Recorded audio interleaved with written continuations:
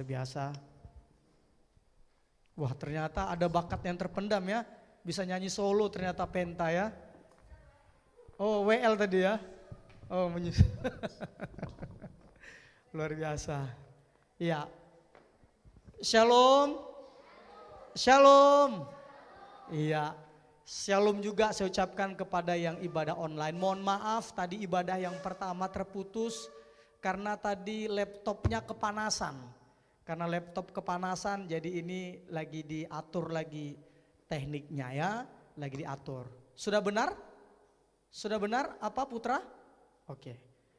Nah jadi mohon maaf ya tadi kita harus ganti dulu. Oke, hari ini saya beri judul khotbah kita pada hari ini. Tapi sebelum itu saya ucapkan selamat datang kepada yang baru datang. Kepada Hulu. Sahagele. Kepada teman Putra sepertinya ya. Apa? Delau.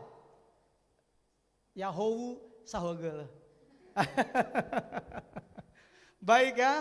Nah hari ini kita dengarkan firman Tuhan, saya beri judul pelayanan atau pengalihan. Pelayanan atau pengalihan. Kenapa saya sampaikan kebenaran firman Tuhan hari ini tentang pelayanan atau pengalihan? Karena hari-hari ini kita menghadapi satu pelayanan yang kadangkala pelayanan itu bukan seperti sejak semula yang Tuhan kehendaki. Tetapi pelayanan ini sering sekali menjadi tempat kita untuk apa? Untuk menyalurkan bakat. Melayani sering sekali tempat bagi kita untuk apa? Performance. Tempat kita apalagi? Tempat kita untuk mendapatkan pengakuan.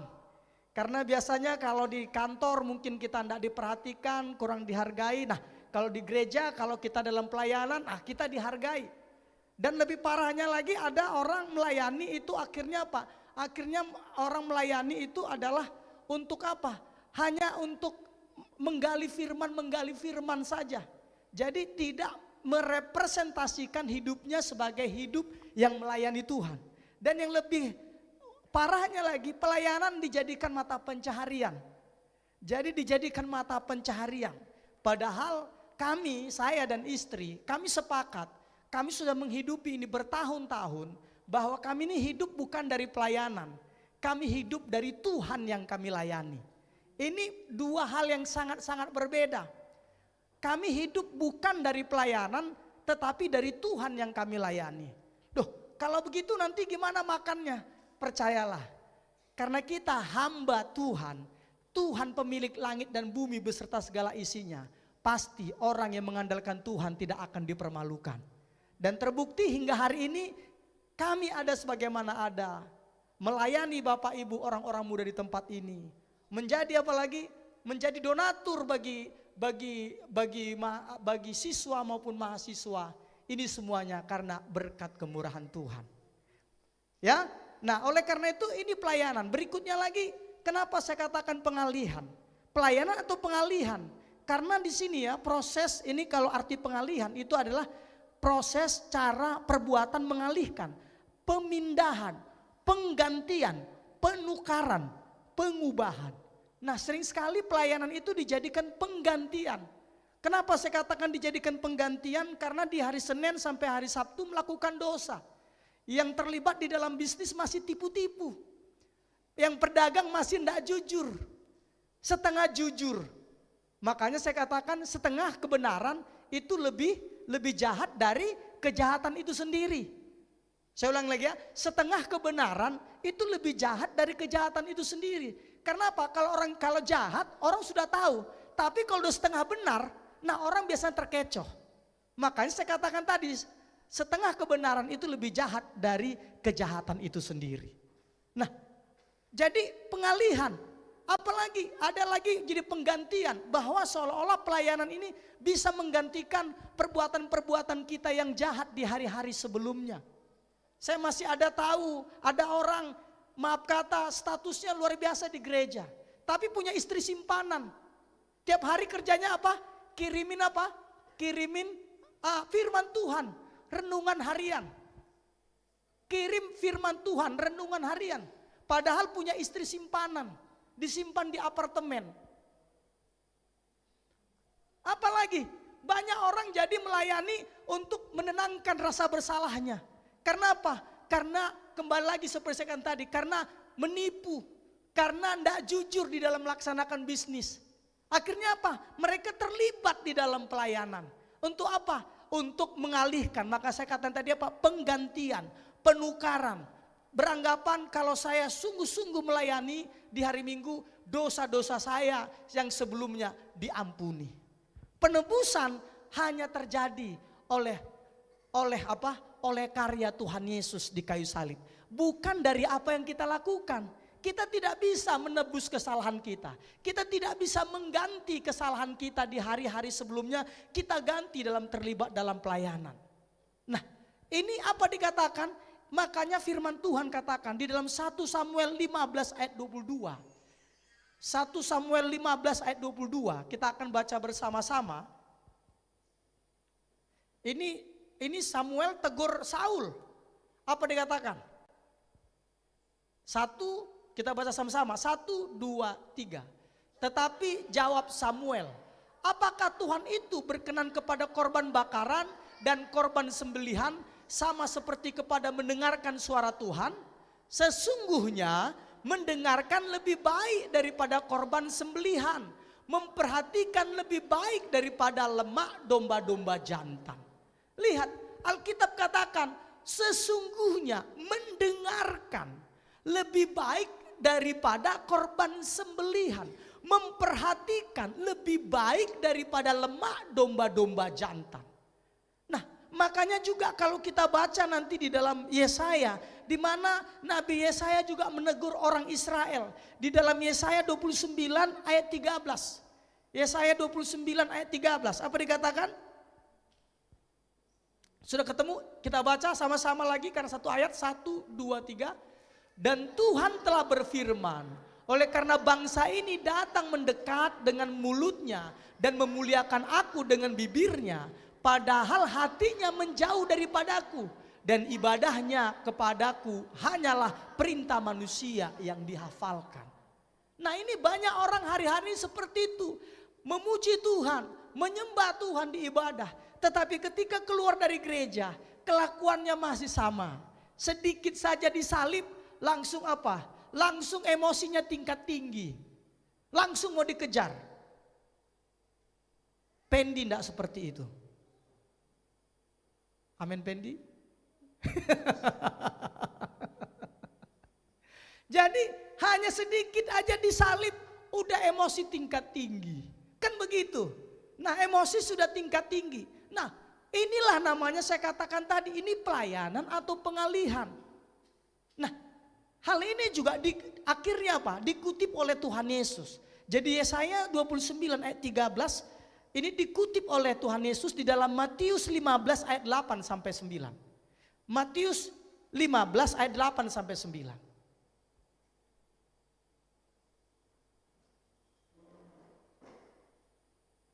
Yuk kita baca sama-sama. 1, 2, 3. Bangsa ini memuliakan aku dengan bibirnya, padahal hatinya jauh daripadaku. Percuma mereka beribadah kepadaku, sedangkan ajaran yang mereka ajarkan ialah perintah manusia. Ini sampai dikutip oleh Tuhan Yesus. Benarlah apa yang diucapkan kitab Yesaya, begitu kata Tuhan Yesus. Nah, makanya sering sekali orang pelayanan itu dijadikan pengalihan. Dijadikan pengalihan. Saya berharap kita semua di tempat ini dan juga yang beribadah secara online, kita melayani bukan untuk pengalihan, tetapi sebagai wujud syukur kita, hormat kita kepada Tuhan, mempersembahkan korban terbaik kepada Tuhan, yaitu apa? Tubuh, jiwa, roh kita, hidup kita untuk hormat kemuliaan nama Tuhan. Di mana caranya? Dengan cara kita menghidupi firman Tuhan. Bukan akhirnya apa? Berlomba-lomba memenuhi apa? Memenuhi pikiran dengan pengetahuan firman Tuhan.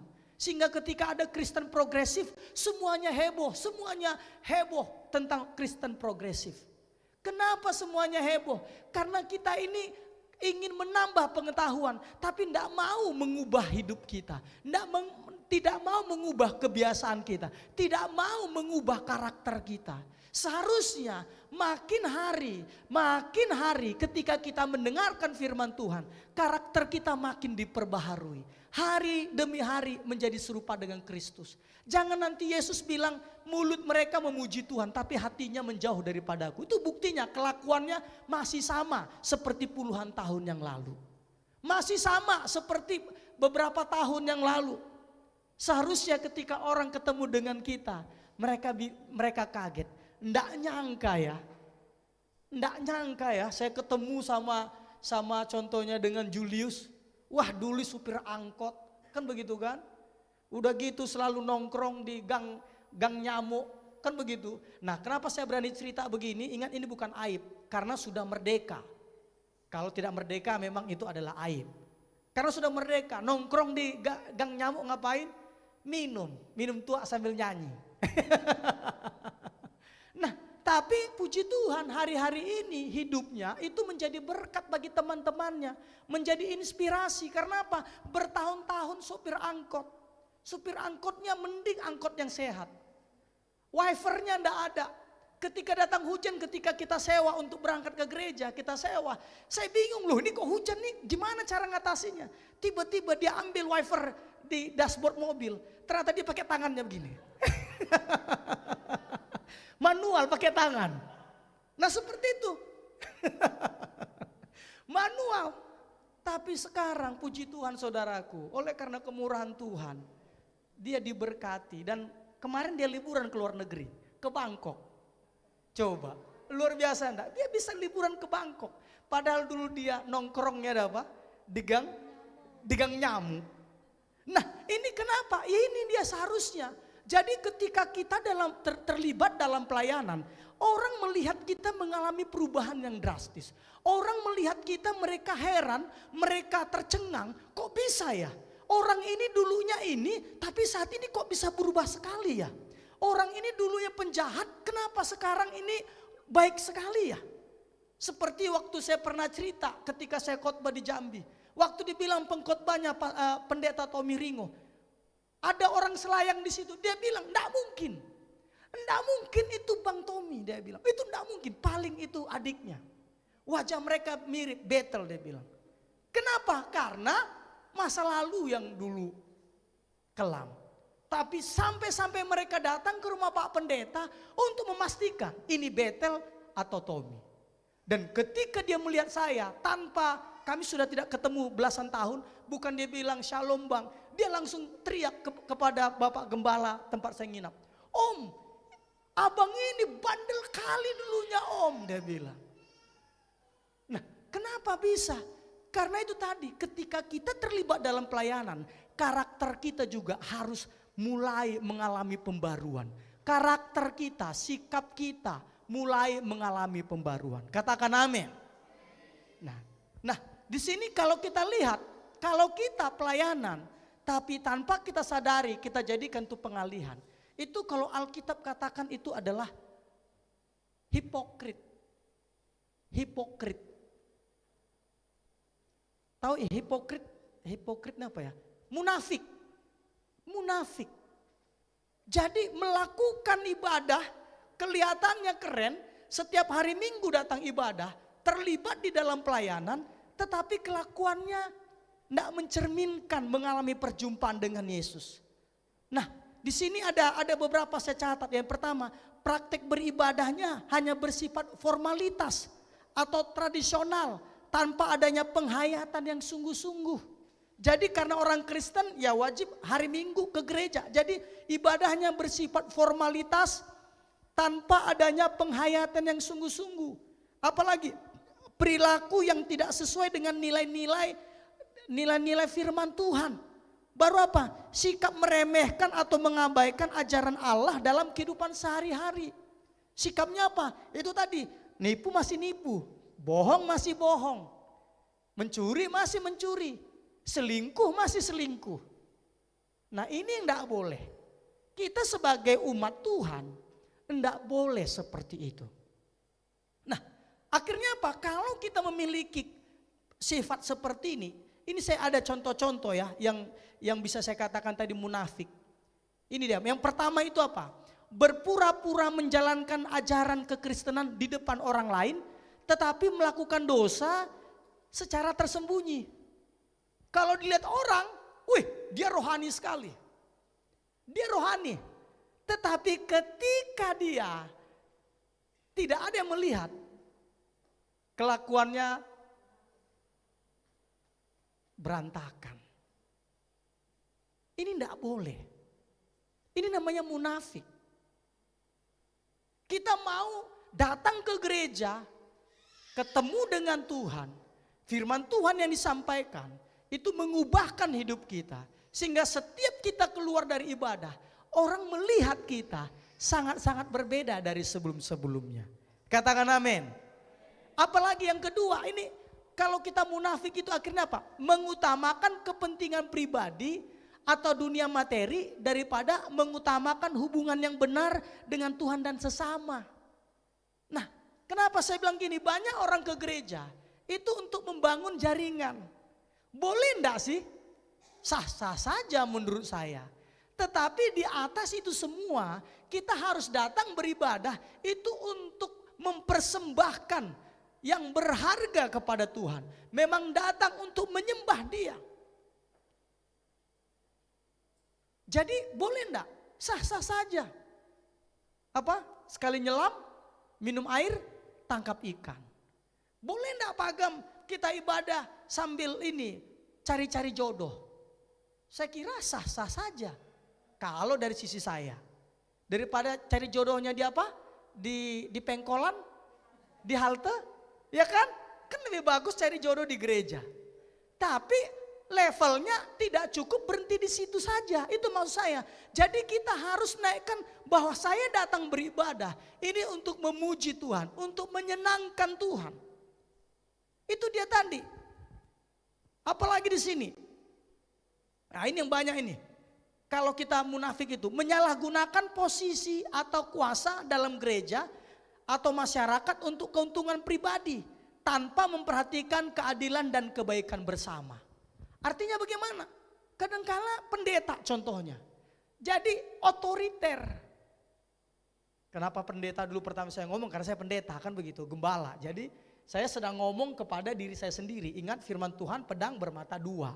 Begitu kan? Ketika saya sampaikan harus kena juga ke saya. Begitu. Nah ini dia tadi menyalahgunakan apa posisi atau kuasa dalam gereja.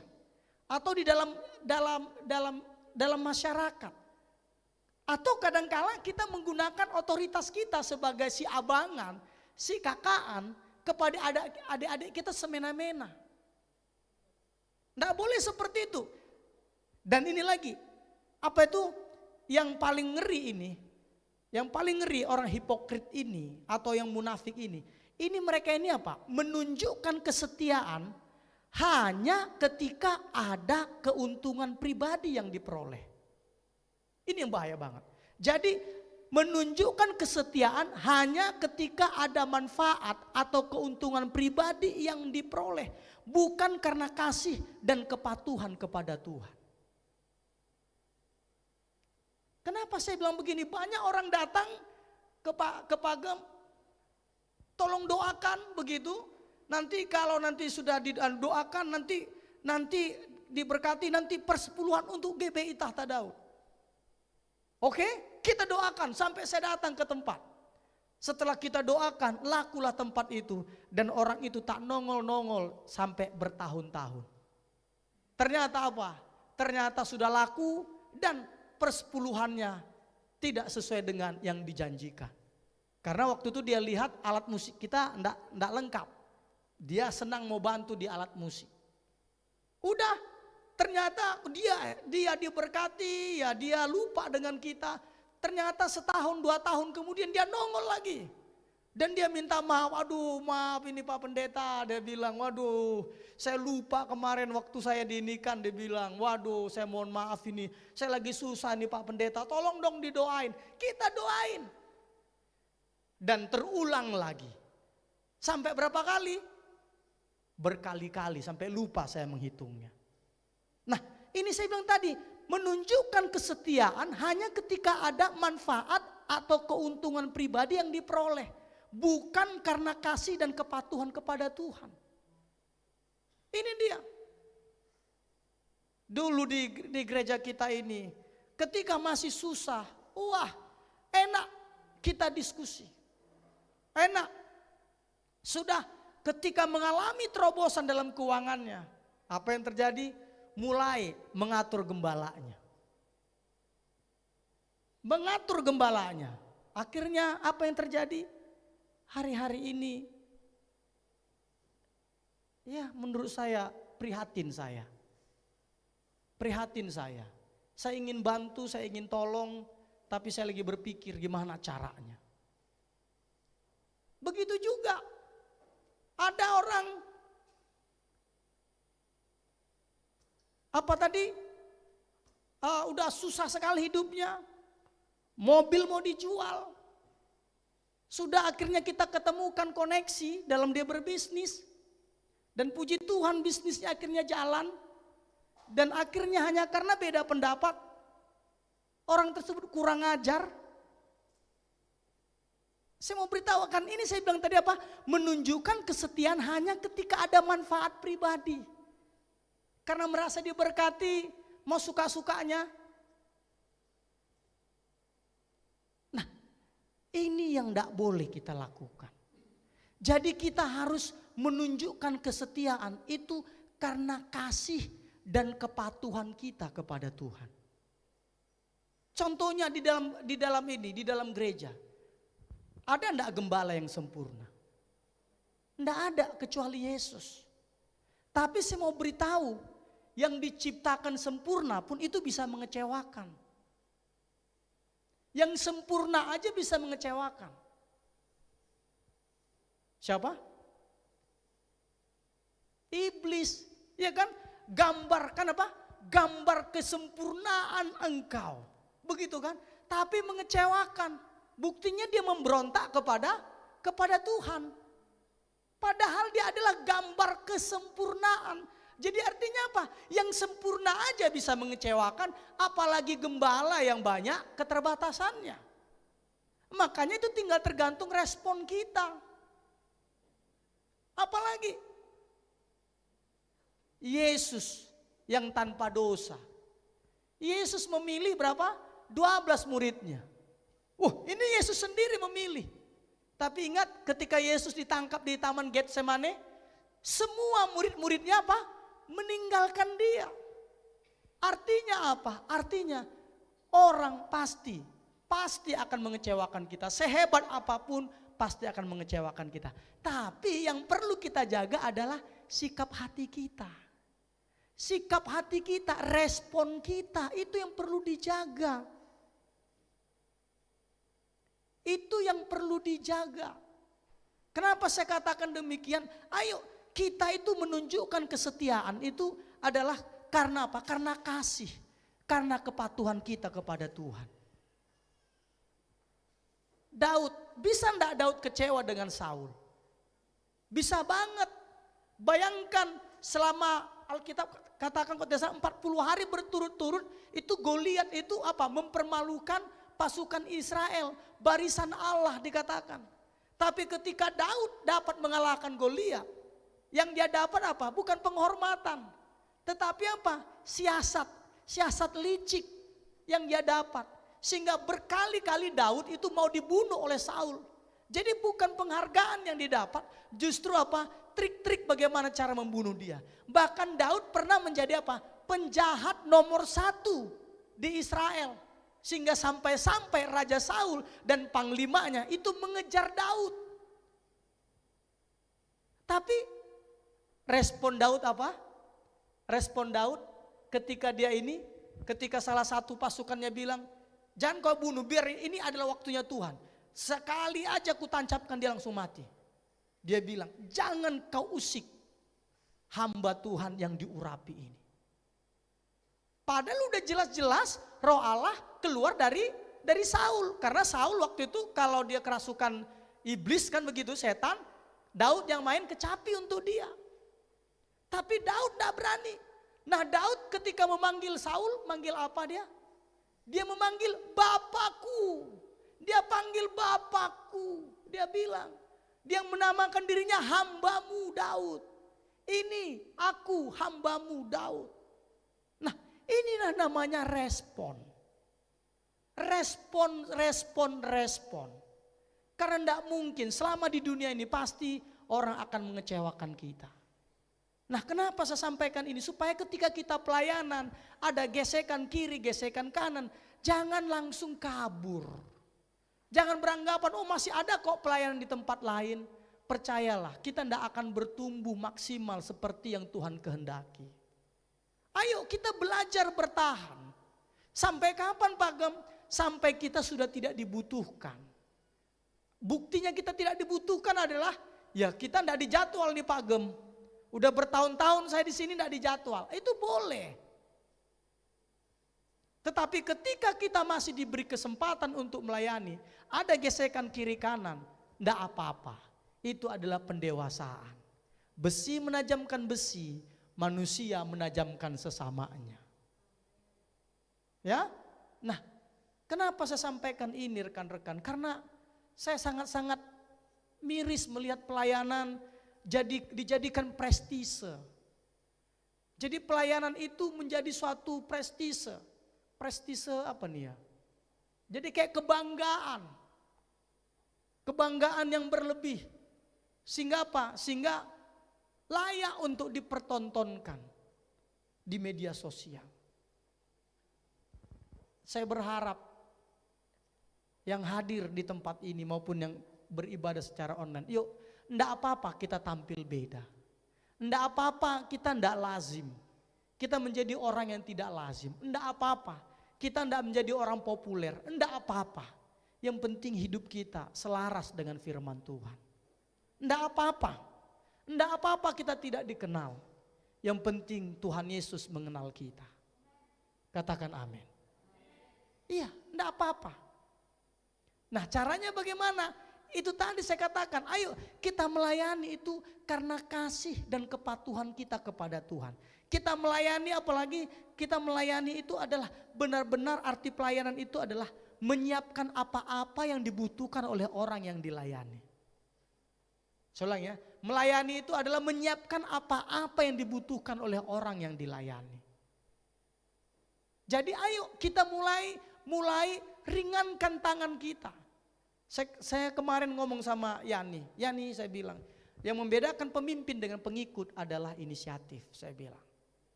Pemimpin itu dia berinisiatif.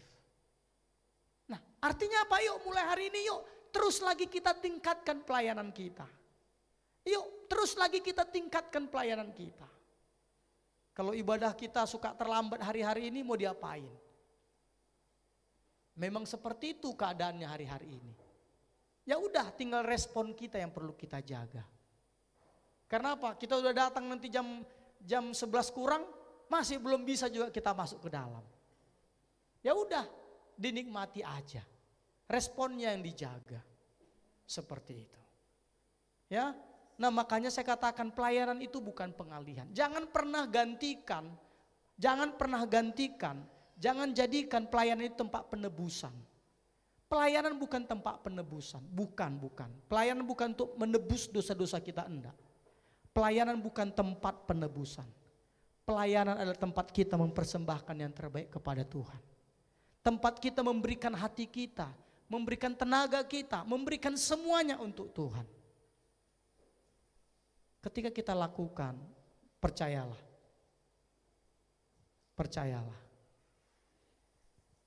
Tuhan disenangkan dan hidup kita pun percayalah akan menjadi berkat dengan caranya Tuhan tentunya. Amin.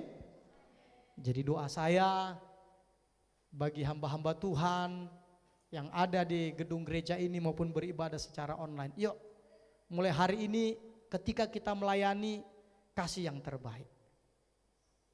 Ada lagu, daftar lagu langsung dikulik. Yang WL langsung nyanyi. Yang singer langsung nyanyi berhari-hari. Enggak apa-apa. Gitu kan? Kalau tadi menurut saya Menurut saya bagus ini pelayanannya, walaupun ya karena berantakan dikit-dikit biasa, gitu kan? Dikulik. Coba yang nyanyi tadi satu pun tidak ada orang Jawa. Makanya logatnya apa? Lagu Jawa logat Batak, lagu Jawa logat Nias.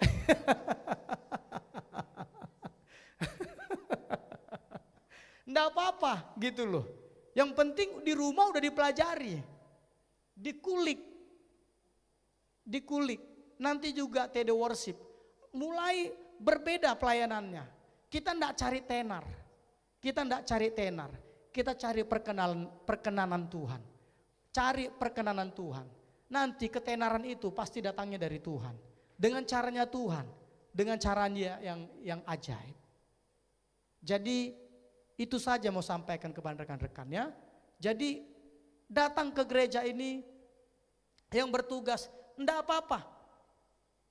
Jam 11 kurang udah sampai, kita belum bisa masuk. Jam 11 kita juga udah nyampe, belum bisa masuk, enggak apa-apa. Datang aja tepat waktunya. Datang aja. Pasti segala sesuatu indah pada waktunya. Kalau kita ikuti maunya Tuhan. Itu dia. Jadi itu saja saya sampaikan, pelayanan bukan tempat penebusan. Pelayanan bukan tempat kita untuk apa? Untuk menambah jam terbang kita, bukan. Pelayanan bukan untuk menyalurkan hobi kita, menyalurkan bakat kita, bukan. Pelayanan bukan juga adalah tempat kita untuk mencari nafkah, bukan. Pelayanan adalah tempat kita untuk mempersembahkan yang terbaik kepada Tuhan dengan cara melayani sesama. Melihat kebutuhan-kebutuhan mereka, apa-apa saja yang dapat kita perhatikan, apa-apa saja yang bisa kita bantu, apa-apa saja yang dapat kita tolong. Itulah pelayanan sesungguhnya. Supaya melalui perbuatan kita, nama Tuhan Yesus dipermuliakan. Amin firman Tuhan. Tuhan Yesus Kristus berkati. Saya undang untuk hamba-hamba Tuhan yang melayani di mimbar. Maju ke depan.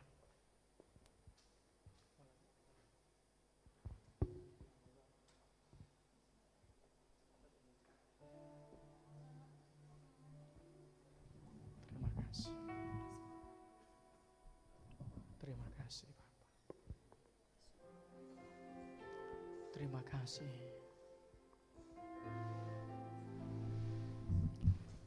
Tolong ditampilkan di layar. Ya Allah, Engkaulah rinduku, lagu yang tadi Mazmur 63. Saya undang jemaat Tuhan untuk bangkit berdiri. Terima kasih Bapa.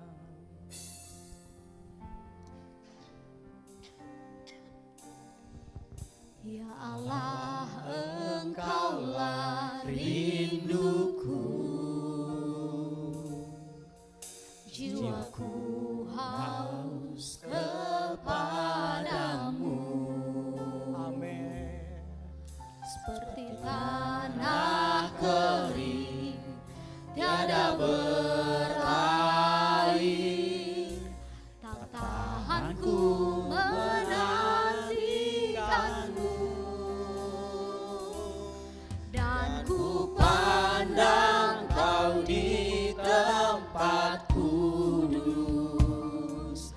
terkagumkan kemuliaan-Mu Yesus, sebab kasih setiamu lebih dari hidup, bibirku kan mengenangmu.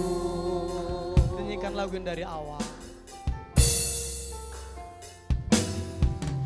Ya Allah, Engkaulah rinduku, jiwaku haus kepadamu. Seperti tanah kering, tiada berair, tak tahan ku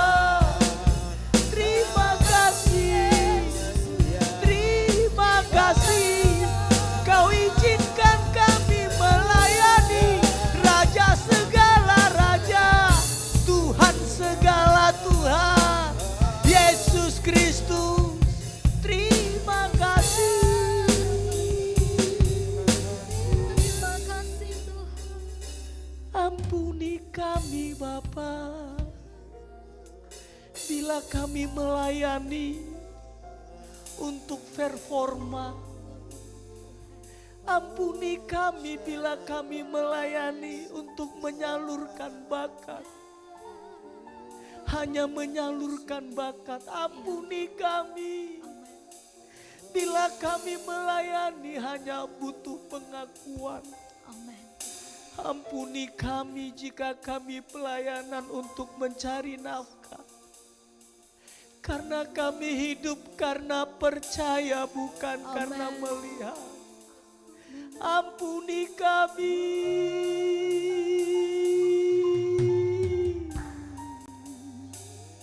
Sucikan kami. Layakkan kami melayani-Mu dengan hati yang tulus murni, dengan hati yang ikhlas, dengan sungguh-sungguh memberikan yang terbaik padamu. Bukan supaya dilihat orang, bukan supaya dipuji orang, tapi kami lakukan karena kami jatuh cinta padamu. Kami jatuh cinta, kami jatuh cinta padamu. Kami mengasihi-Mu. Haleluya.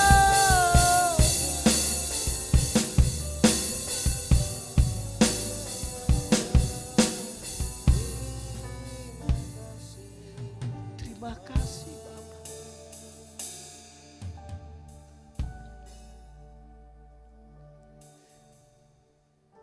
Melayani Engkau adalah kehormatan Bapa.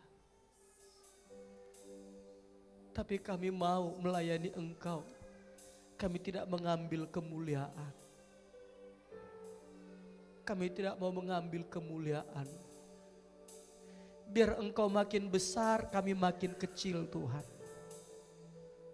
Ketika terjadi gesekan-gesekan dalam pelayanan, itu tidak membuat kami menjadi mentah, apalagi keluar. Justru itu membuat kami makin tajam di dalam Engkau. Ajarkan kami merespon dengan baik dan benar. Ajarkan kami menyikapi dengan baik dan benar. Terima kasih Tuhan Yesus. Supaya pelayanan kami Bapa berkenan di hadapan. Terima kasih Bapa. Terima kasih Bapa. Terima kasih.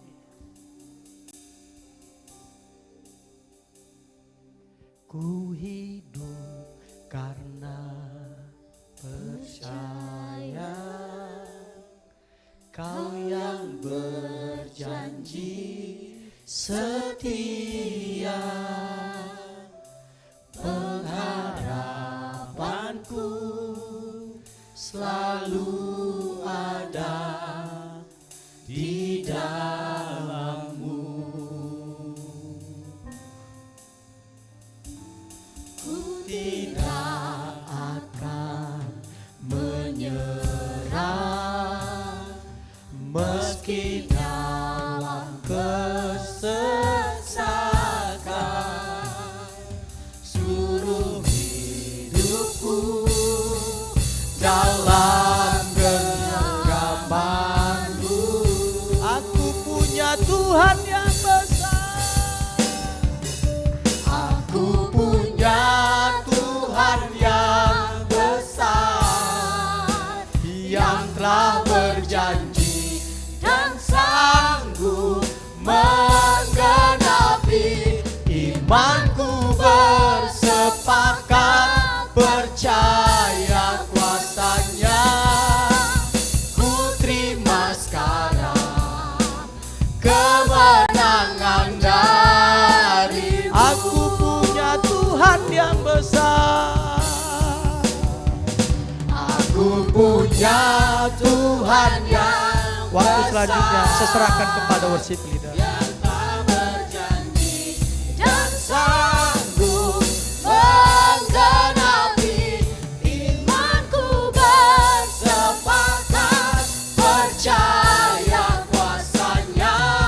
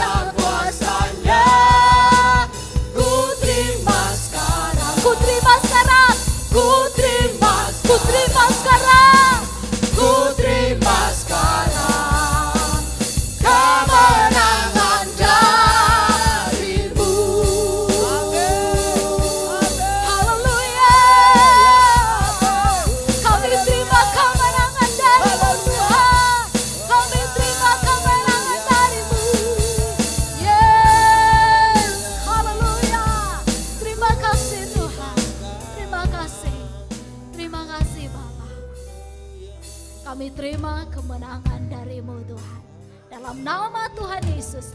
Haleluya. Amin. Silakan duduk, Bapak Ibu, saudara-saudara yang terkasih. Saat ini kita akan memberikan persembahan kita. Tapi sebelumnya mari kita kembali berdoa. Bapa, siang hari ini kami telah menerima kemenangan dari-Mu lewat firman-Mu, lewat hamba-Mu yang telah Engkau urapi siang ini. Dan saat ini kami mau memberi dengan sukacita. Suci kuduskan setiap pemberian kami, biarlah pemberian kami menjadi dupa yang berbau harum di hadapan Tuhan. Di dalam nama Tuhan Yesus Kristus, kami siap memberi. Haleluya. Amin. Mari kita persiapkan persembahan kita. Kita angkat pujian. Banyaklah.